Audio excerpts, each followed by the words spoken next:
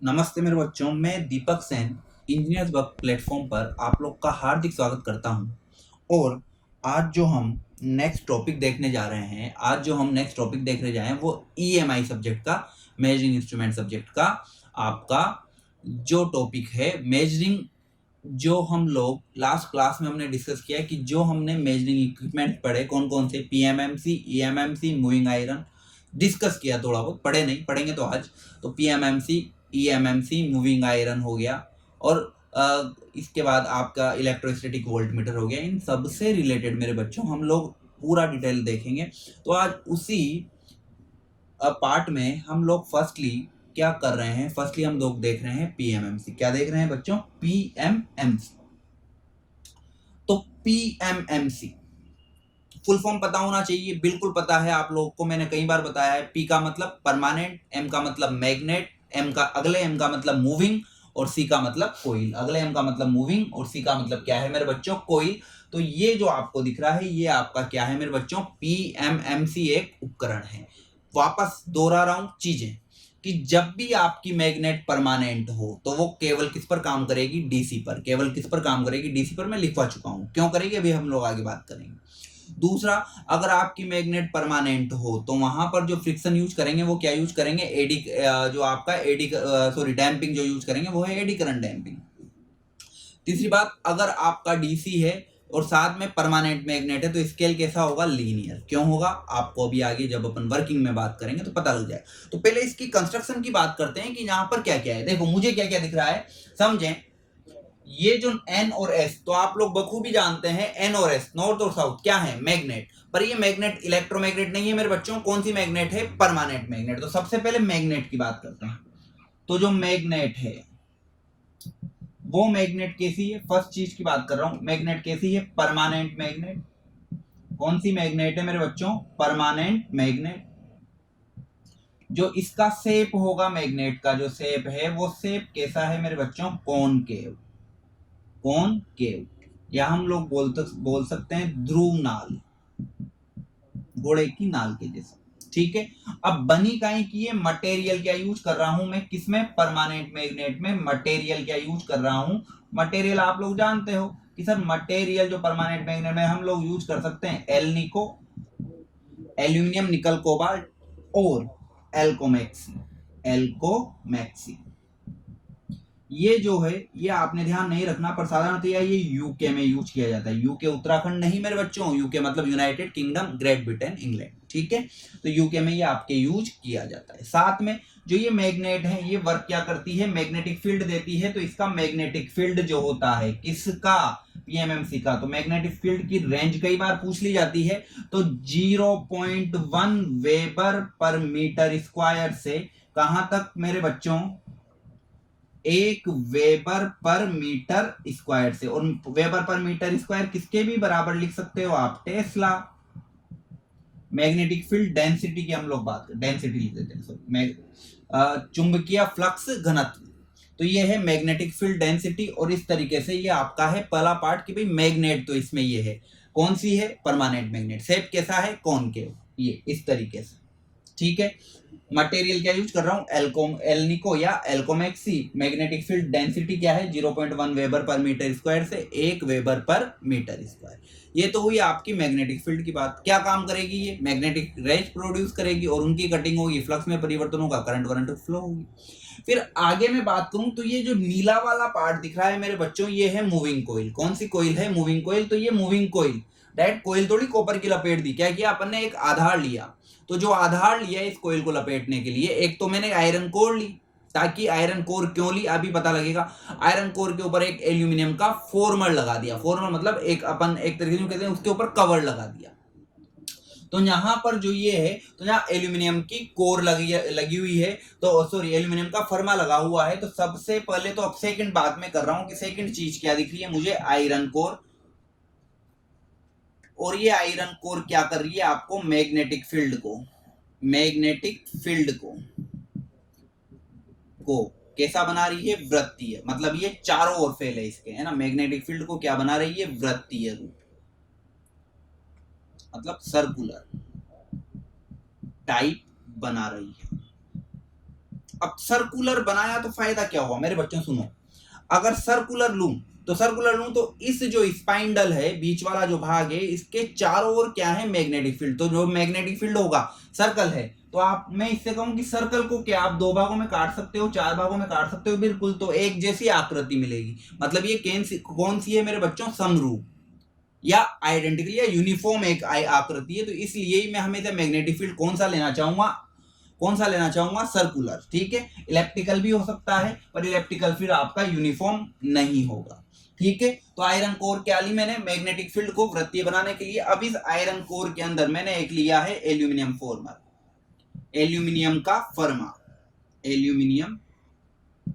Farmer, जिसको हिंदी में अगर अपन बात करें तो क्या बोलते हैं मेरे बच्चों, फर्मा। ठीक है, और इसके ऊपर क्या की जाती है, कॉपर वाइंडिंग की जाती है। ठीक है, और एल्यूमिनियम फर्मे का काम क्या है मेरे बच्चों, बात सुने, जब भी किसी कोर के ऊपर वाइंडिंग लपेटकर करंट फ्लो की जाती है तो एक करंट और पैदा होती है जो उसी करंट का क्या करती है, अपोज करती है, और जो करंट अपोज करती है उसको हम क्या बोलते हैं, एडी करंट। और यही तो बात है मेरे बच्चों, एडी करंट होने की वजह से ही इसकी जो डैंपिंग में क्या यूज करता हूं, एडी करंट डैंपिंग। कौन सी डैंपिंग यूज करता हूं, एडी करंट डैंपिंग। तो यहां पर जो ये एल्यूमिनियम फर्मा काम करेगा, ये क्या करेगा कि आपके कोइल एवं कोर के मध्य एडी करंट उत्पन्न करेगा, और ये एडी करंट ही आपकी क्या काम करेगी, डैंपिंग टॉर्क प्रोड्यूस करने का। अब इसमें जो हम लोग यूज कर रहे हैं, इसमें हम लोग क्या भी यूज कर रहे हैं, हम लोग यूज कर रहे हैं मेरे बच्चों कॉपर कोइल। क्या यूज कर रहे हैं, कॉपर कोइल। तो फोर्थ वाली चीज में यहां लिख रहा हूं, ये क्या है आपकी कॉपर कोइल। अब कॉपर कोइल क्या करेगी भाई, कॉपर कोइल नहीं होगी तो कंडक्टर नहीं होगा, तो करंट फ्लो कहां होगी, और जितनी करंट फ्लो होगी उतना ही क्या पैदा होगा, डिफ्लेक्टिंग टॉर्क। तो कॉपर कोइल क्या करेगी, आपका डिफ्लेक्टिंग टॉर्क उत्पन्न करेगी।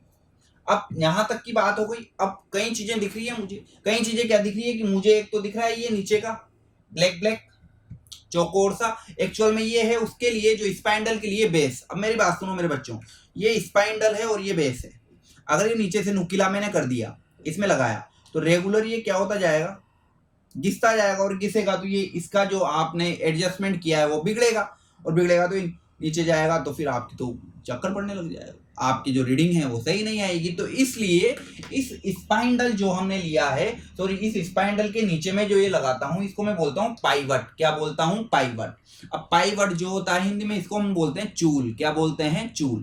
तो ये एक्चुअल में क्या होता है, इस पाइवट के अंदर मैं एक हार्ड मटेरियल रखता हूं, जिसको मैं बोलता हूं सफायर। क्या बोलता हूं, सफायर। और उस सफायर को ये जो रख रखा है, ये इस सफायर भाई मटेरियल है, तो उसको मैं बोल देता हूं ज्वेल बियर, हीरा बोला जाता है। अब हीरा तो ओरिजिनल हीरा तो रख नहीं सकते, तो वो कहीं का बना होता है, सफायर मटेरियल है उसका बना होता है। तो फिफ्थ जो आपका पार्ट है, कि फिफ्थ पार्ट में क्या रखता हूं, फिफ्थ पार्ट में यहां पर क्या रख सकता हूं मेरे बच्चों, की फिफ्थ पार्ट में आपके साथ यहां पर रख सकता हूं, फिफ्थ पार्ट में पाइवट और ज्वेल बियरिंग। और ये पाइवट और ज्वेल बियरिंग क्या काम करेगा, कि ये पाइवट और ज्वेल बियरिंग क्या काम करेगा, कि आपके स्पाइंडल के कारण जो फ्रिक्शन होगा, टीयरिंग होगी, सीयरिंग होगी, कर्तन वर्तन, घर्षण को, फ्रिक्शन को, कर्तन को क्या करेगा, रोकेगा, रोकता है।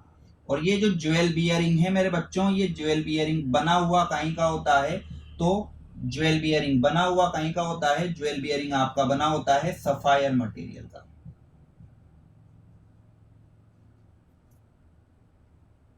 कौन से मटेरियल का मेरे बच्चों, सफायर मटेरियल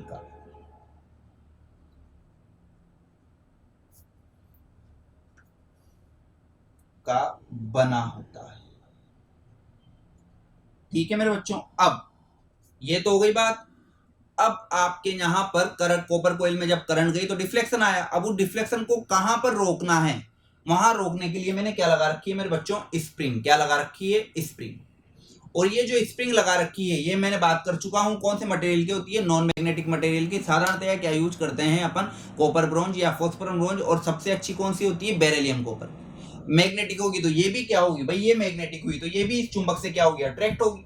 तो इसलिए मैं हमेशा कौन सी कोई लेता हूं, नॉन मैग्नेटिक मटेरियल की कोई नॉन मैग्नेटिक मटेरियल की स्प्रिंग लेता हूं। ठीक है, तो ये तो है आपका कि ये चीजें इसमें आपने देखनी है कि सबसे पहले तो परमानेंट मैग्नेट लिया। शेप कैसा था मेरे बच्चों, कॉनकेव या ध्रुवनाल चुंबक था। मटेरियल क्या था, एल्निको या एल्कोमेक्सी, यूके में अपन एल्कोमेक्सी यूज कर रहे हैं। इसका मैग्नेटिक फील्ड ये था। उसके बाद सेकंड पॉइंट है आयरन कोर। आयरन कोर कैसी है, मैग्नेटिक फील्ड को वृत्तीय बनाने के लिए। और इसके बाद एल्यूमिनियम फॉर्मर, ये मूविंग कोयल की बात कर रहा हूं मैं, तो एल्यूमिनियम फॉर्मर इसी मूविंग कोयल के ऊपर लगा हुआ है। और यहाँ एल्यूमिनियम फॉर्मर इसलिए लगाया गया ताकि कोयल और कोर के मध्य क्या पैदा हो मेरे बच्चों, एडी करंट फ्लो हो। और ये एडी करंट ही आपका क्या करेगी, इसके जो मोशन है उसका क्या करेगी, अपोज करेगी। पर अपोज कब करेगी, जब उसमें पहले खुद करंट जाए, करंट गई तो उसी करंट का क्या करेगी, अपोज करेगी। मींस यहां से एक बात समझ में आती है कि जब तक आपका इंस्ट्रूमेंट चालू नहीं होगा उस समय तक यहां पर कोई टॉर्क नहीं होगा, डैम्पिंग टॉर्क नहीं होगा। तो एक बार आप इसको देखें, स्क्रीनशॉट लें, फिर इसकी वर्किंग की बात करते हैं मेरे बच्चों।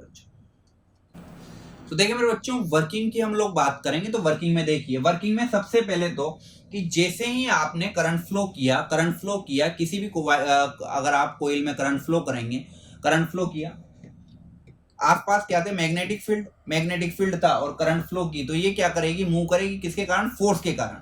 तो वो फोर्स क्या होगा, तो फोर्स हमें से क्या होगा, याद रखने हैं ये तीन फॉर्मूले, बी इंटू आई इंटू एल न्यूटन। बी तो मैग्नेटिक फील्ड, डेंसिटी, आई क्या है करंट, और एल क्या है लेंथ ऑफ आपकी जो आपने कोर के लिए ये जो लिया है को मूविंग कॉइल, उसकी लेंथ है। ठीक है, अब टॉर्क क्या होता है, आप लोग जानते हैं बलागुण क्या होता है, बल गुणा बल की लंबवत दूरी, तो बी आई एल, और इसकी यहां सेंटर से लंबवत दूरी दो पार्ट में है, तो मैंने दोनों को मिला के क्या लिख दिया, बी, तो B I L cross B, तो ये एल क्रॉस बी किसके बराबर होगा, एल के, भाई लंबाई गुणा चौड़ाई, क्या होगा, एरिया किसका आपके जो आपने यहां पर मूविंग कोइल लगा रखी है। तो आपने इतना याद नहीं रखना, यहां साधारण सी चीज है कि टॉर्क क्या होगा, बी इंटू आई इंटू ए, और अगर इसमें नंबर ऑफ टर्न्स कोइल में एन है तो मैंने नंबर ऑफ टर्न्स क्या लिख दिए, एन। तो यहां पर एन क्या है मेरे बच्चों, नंबर ऑफ टर्न्स, बी क्या है, magnetic flux density,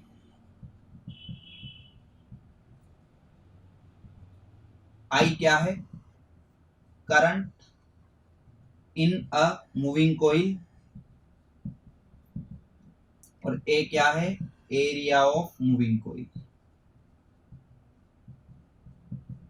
area of moving coil. ये मीटर स्क्वायर में है, ये एम्पियर में है, और ये आपका टेस्ला में या वेबर पर मीटर स्क्वायर में। ठीक है मेरे बच्चों, तो ये तो हुआ टॉर्क। तो अब यही तो भाई इस कोर में, इस आपकी कोइल में डिफ्लेक्शन कब आएगा, जब इसमें क्या फ्लो होगी, करंट, और डिफ्लेक्शन आएगा तो कौन सा टॉर्क हुआ, डिफ्लेक्टिंग टॉर्क। तो डिफ्लेक्टिंग टॉर्क क्या हुआ, टीडी, और टीडी बराबर मैंने क्या लिख दिया, एन बी आई इंटू ए। अब मुझे एक चीज बताएं, करंट ही तो चेंज होगी भाई, 2 एम्पियर तो 2 एम्पियर, 4 एम्पियर, क्या घेरों की संख्या चेंज हो सकती है क्या, नहीं। मैग्नेटिक फ्लक्स डेंसिटी, क्योंकि अब आपके साथ फ्लक्स डेंसिटी तो चेंज हो सकती है पर यहां नहीं होगी, क्योंकि मैग्नेट कैसी है मेरे बच्चों, परमानेंट। तो स्थायी चुंबक है तो उसका मैग्नेटिक फील्ड भी क्या है, कांस्टेंट, और एरिया वो तो चेंज हो ही नहीं सकता। मींस यहां पर टीडी बराबर मैंने लिखा बी इंटू ए इंटू एन इंटू आई, बहुत बढ़िया। तो टीडी बराबर क्या हुआ, केडी इंटू आई। तो यहां पर जो मेरा केडी है ये है डिफ्लेक्टिंग टॉर्क कांस्टेंट, तो केडी बराबर किसके हैं मेरे बच्चों, बी इंटू ए इंटू एन, और ये क्या है आपका कांस्टेंट। तो अब मुझे बताएं कि टीडी प्रोपोर्शनल टू किसके हुआ, आई के। तो यहां पर केडी तो कांस्टेंट हो गया, तो टीडी प्रोपोर्शनल टू किसके हुआ, आई के। इसीलिए मेरा जो स्केल होता है वो कैसा होता है मेरे बच्चों, लीनियर स्केल होता है। और परमानेंट मैग्नेट है, लीनियर स्केल। अब आपको कि सर मैग्नेट, अब आपने तो कहा कि लीनियर स्केल तो है परंतु ये डीसी पर ही काम करेगा, जाहिर सी बात है। क्यों, क्योंकि मुझे फ्लक्स तो कहीं दिख ही नहीं रही, फ्लक्स तो क्या है मेरे, कांस्टेंट हो गए। तो जब फ्लक्स कांस्टेंट हो गए तो फ्लक्स में चेंज होगा क्या, नहीं होगा। और फ्लक्स में चेंज नहीं होगा तो ईएमएफ एसी वाला उत्पन्न नहीं होगा। फ्लक्स तो होंगे पर कौन से फ्लक्स हैं, कांस्टेंट फ्लक्स, और कांस्टेंट फ्लक्स हैं, फ्लक्स चेंज नहीं हो रहे, तो आपका फ्लक्स चेंज नहीं होने के कारण इलेक्ट्रोमैग्नेटिक इंडक्शन प्रेरण के कारण पैदा नहीं हो रहा, केवल मैग्नेटिक फील्ड के कारण पैदा हो रहा है। तो यहाँ पर फाई नहीं है, तो जब ये केवल करंट आई है और तो ये सदैव किस पर काम करेगा, डीसी पर कार्य करेगा, डीसी पर कार्य करेगा। अब एक बात बताएं, कोइल कितनी है, एक, जबकि वाट मीटर के लिए तो दो कोइल चाहिए होती, करंट कोइल और प्रेशर कोइल। जब कोइल ही एक है तो वाट मीटर तो बन नहीं सकता, तो केवल क्या बनेंगे, डीसी प्रकार के अमीटर बन सकता है और वोल्ट मीटर बन सकता है। ये तो हुआ डिफ्लेक्टिंग टॉर्क।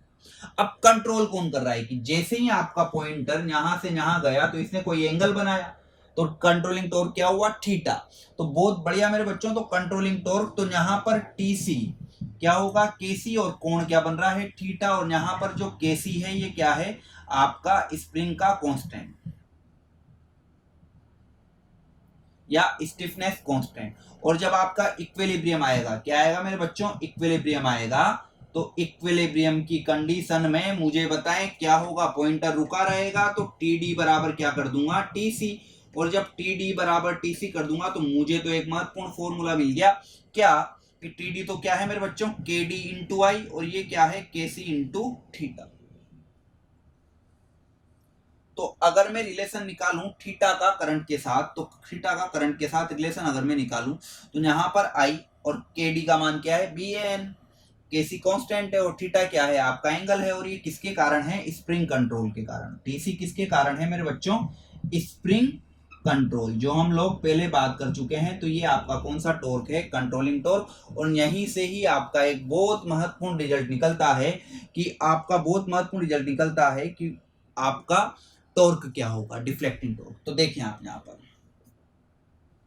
यहां से डिफ्लेक्टिंग टॉर्क क्या होगा, देखें केडी का मान बी एन है, तो थीटा ये तो है मेरा आउटपुट, तो थीटा बराबर क्या हुआ मेरे बच्चों, थीटा बराबर क्या हुआ मेरा, थीटा बराबर हुआ केडी अपॉन केसी इंटू आई। तो थीटा बराबर केडी का मान क्या है, B A N upon KC into आई। बहुत बढ़िया। और यहां से एक अच्छी चीज मुझे क्या समझ में आ रही है कि केसी का मान अगर कम होगा तो स्प्रिंग केसी होगी ढीली, और स्प्रिंग ढीली होगी तो थीटा क्या होएगा, ज्यादा फैलेगा। और केसी का मान ज्यादा हुआ तो थीटा क्या होगा, कम। तो अगर केसी कम होगा तो स्प्रिंग होगी सॉफ्ट, और केसी ज्यादा होगा तो स्प्रिंग क्या होगी, हार्ड। तो ये आपके आउटपुट के टॉर्क का एक क्या है, ये तो है टॉर्क का रिलेशन, और ये है आपका किसका, पीएमएमसी का आउटपुट कितना विक्षेपित हुआ, कब दिया, करंट दिया। तो ये हुआ आपका एक पीएमएमसी का फॉर्मूला, जो आपको थीटा और आई के रेस्पेक्ट में लिखना है। और अब इधर देखिए ना, थीटा ये तो हो गया कांस्टेंट, तो थीटा प्रोपोर्शनल टू क्या हो गया, आई। तो जितना उतना ही थीटा जाएगा, जितना क्या फ्लो होगा, करंट फ्लो होगा, जाहिर सी बात है। और उतना ही करंट फ्लो होगा, तो स्केल कैसा हुआ मेरे बच्चों, लीनियर। तो ये है आपका एक वर्किंग, यही आपकी क्या है, एक वर्किंग। तो यहाँ पर ये बात हमने की। अब इस बीएन और केसी का भी एक बहुत अच्छा मीन्स है, वो क्या है, कैसे हम लोग देखेंगे, तो एक बार आप इसका स्क्रीनशॉट लें। तो ये तो बात हुई आपके वर्किंग की। अब अगर हमें बात करूं तो एक बहुत महत्वपूर्ण चीज है, इससे बहुत ज्यादा रिलेटेड है मेरे बच्चों, सेंसिटिविटी। तो सेंसिटिविटी क्या है आपकी, कि सेंसिटिविटी किस तरीके से सेंसिटिव का मीन्स क्या हुआ, कि आप किसी भी चीज में हल्का सा भी इनपुट दें तो उसमें क्या उसका मिले, आपको क्या मिले बेटा बच्चों, आउटपुट में। तो सेंसिटिविटी क्या हुआ कि change in output, change in output Hindi में अपन बोलते हैं सुग्राहिता। क्या बोलते हैं मेरे बच्चों, सुग्राहिता। तो चेंज इन आउटपुट बटे चेंज इन इनपुट। अब मेरी बात सुने, ये बताओ इस पीएमएमसी का आउटपुट क्या है, आउटपुट है देखो कि फाइनली मिल क्या रहा है। जैसे ही मैं पॉइंटर, जैसे ही मैं करंट फ्लो कर रहा हूं तो दे क्या रहा हूं, करंट। तो इनपुट तो क्या हुआ, डेल्टा आई, या वोल्टेज है तो डेल्टा भी। और आउटपुट क्या मिला, जैसे करंट दे रहा हूं पॉइंटर क्या हो रहा है, मूव कर रहा है। तो जब यहां से यहां आ गया तो आउटपुट क्या मिला मुझे, थीटा। तो डेल्टा थीटा अपॉन डेल्टा आई, डेल्टा थीटा अपॉन डेल्टा आई। तो मेरा काम तो हो गया। अभी हाल हमने देखा है, चूंकि थीटा बराबर क्या होता है, बी ए एन अपॉन के सी इंटू आई। और अगर डेल्टा हटा दूं बहुत मान के लिए, तो मैं लिख सकता हूं डेल्टा थीटा बटे डेल्टा आई। तो यहाँ पर डेल्टा लगा तो सुग्राहिता के लिए, और यहाँ पर डेल्टा आई लगा तो डेल्टा थीटा बटे डेल्टा आई किसके बराबर हो रहा है मेरे बच्चों, BAN अपॉन KC। और यही आपका एक महत्वपूर्ण रिजल्ट है कि सेंसिटिविटी क्या हुई कि अगर आपकी स्प्रिंग लूज हुई तो सेंसिटिविटी क्या हो गई ज्यादा, और स्प्रिंग टाइट हुई, टाइट का मतलब बहुत मजबूत है, तो आप उसमें करंट जारी है पर वो आपका डिफ्लेक्ट ही नहीं हो रहा।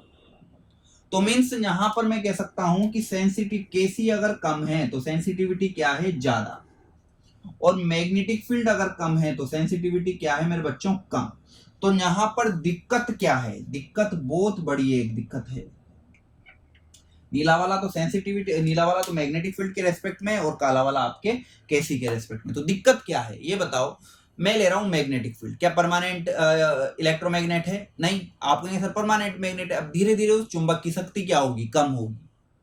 तो चुंबक की शक्ति अगर कम होगी धीरे धीरे तो सेंसिटिविटी भी क्या होगी, कम होगी। इसी तरीके से स्प्रिंग धीरे धीरे क्या होती जाएगी, लूज होती जाएगी, तो सेंसिटिविटी क्या हो जाएगी, बढ़ जाएगी। तो ये तो चक्कर पड़ गया। मीन्स यहां पर आपको एक बहुत महत्वपूर्ण चीज देखनी है कि पीएमएमसी में यहां पर एक इफेक्ट होता है। कौन सा इफेक्ट मेरे बच्चों, एजिंग इफेक्ट, उम्र का प्रभाव। उम्र के साथ साथ आपके बाल सफेद हो जाएंगे, आपके दांत गिर जाएंगे, उम्र के साथ आपकी इम्यूनिटी कम हो जाएगी।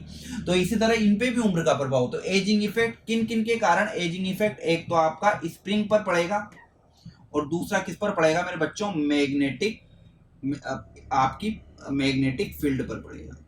तो किसी भी उपकरण में उम्र का प्रभाव किन किन पर पड़ता है, स्प्रिंग इफेक्ट, स्प्रिंग पर और मैग्नेटिक फील्ड पर। और दूसरा, कैसी आपने लूज ली है, मैग्नेटिक फील्ड लगभग अच्छा है, तो मैग्नेटिक फील्ड अच्छा है तो इसके एडवांटेज क्या क्या होगा, बहुत अच्छी बात है। एडवांटेज, और ये आपने याद रखना है, एडवांटेज क्या क्या हुए, क्या क्या हुए कि सर पहला एडवांटेज तो ये हुआ सर कि यहाँ पर आपके परमानेंट मैग्नेट लेने से जो मेरी सेंसिटिविटी है क्या होगी, हाई। और सेंसिटिविटी के लिए हमेशा देखा जाता है टॉर्क टू वेट रेशियो। क्या देखा जाता है मेरे बच्चों, टॉर्क टू वेट रेशियो। तो अगर सेंसिटिविटी हाई करनी है तो टॉर्क टू वेट रेशियो क्या होना चाहिए, हाई होना चाहिए। तो टॉर्क सेंसिटिविटी हाई तो टॉर्क टू वेट रेशियो भी क्या होना चाहिए, हाई। तो मैं यूं कह सकता हूं कि सेंसिटिविटी डायरेक्टली प्रोपोर्शनल है टॉर्क टू वेट, ना तो टॉर्क के ना वेट के, टॉर्क टू वेट रेशियो के। और ये क्या होती है इसकी, हाई। तो आपका सबसे हाई सेंसिटिव उपकरण कौन सा है मेरे बच्चों, पीएमएमसी। सब में सबसे हाई सेंसिटिविटी कौन सा है, पीएमएमसी। दूसरा कौन सा फर्मा ले रहा हूं मैं, एल्यूमिनियम फर्मा। तो एल्यूमिनियम फॉर्मल ले रहा हूं। तो एल्यूमिनियम फॉर्मल लेने से मुझे बताएं कि अगर मैं एल्यूमिनियम केवल आयरन का कोर ही लेता तो आयरन के कोर में तो आपका बीएच कर्व का एरिया थोड़ा क्या होता ज्यादा, पर एल्यूमिनियम में तो वो दिक्कत ही नहीं है। एल्यूमिनियम बीएच कर्व, क्योंकि एल्यूमिनियम में आपके मैग्नेटिक से मैग्नेट से थोड़ी अट्रैक्ट होता है, तो इसका तो बीएच कर्व आएगा ही नहीं है। मैं कहूंगा बहुत छोटा सा आएगा क्योंकि थोड़ा बहुत आयरन कर्व है। तो बीएच कर्व कम, तो कौन से लॉसेज कम, सेथिल्य हानि या हिस्टेरिसिस लॉसेज कम। तो एल्यूमिनियम फॉर्मल लेने से बीएच कर्व एरिया क्या होगा मेरे बच्चों, कम। और बीएच कर्व का एरिया अगर कम हुआ तो आपके कौन से लॉसेज भी कम हुए मेरे बच्चों, हिस्टेरिसिस लॉसेज भी क्या हुए, कम हुए। स्ट्रे मैग्नेटिक फील्ड लॉसेज भी क्या हुए, कम हुए।